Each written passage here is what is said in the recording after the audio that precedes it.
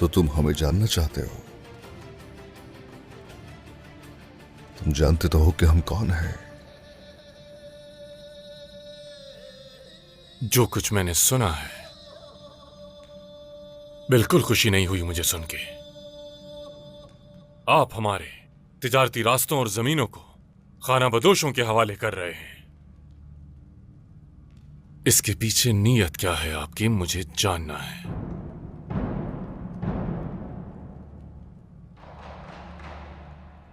नीयत मेरी अच्छी है। कुछ भी करने से पहले पूरी दुनिया जानती है कि हम क्या चाहते हैं।